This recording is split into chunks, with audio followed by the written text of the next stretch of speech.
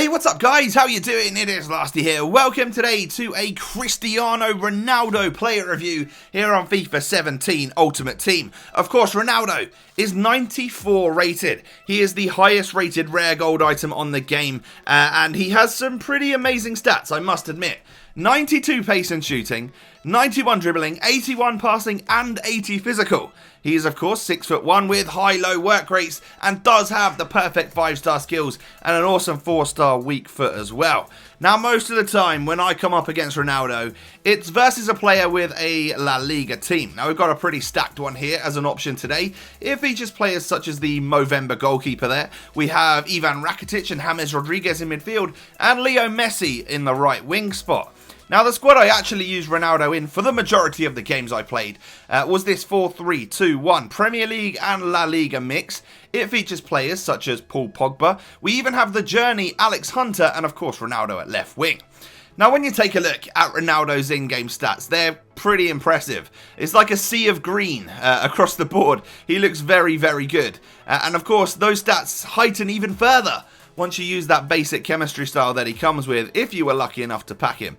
However, I wanted to do as much as I could to increase his pace and shooting, and of course once you do that on Ronaldo by using the Hunter chemistry style, he goes up to 99 pace and 99 shooting in game. Not too shabby at all.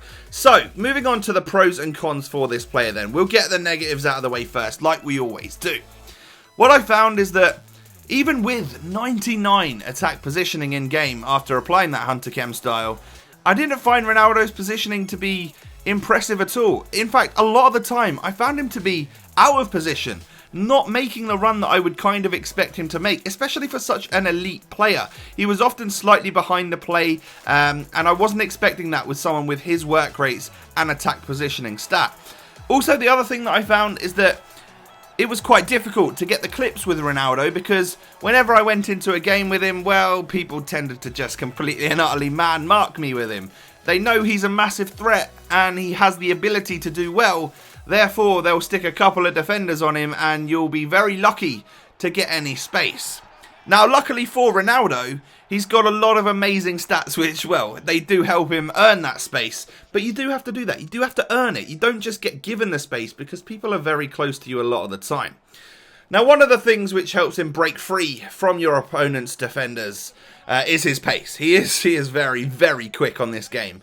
And he does have the speed dribbler traits and is able to run very, very quick with the ball at his feet. I particularly like taking long touches and then sprinting onto it because I found that to be the most useful. Also, the LTRT dribbling, of course, is very useful, and so is the no touch with Cristiano. For a player who's very quick and has great dribbling as well, he has a surprisingly high physical stat.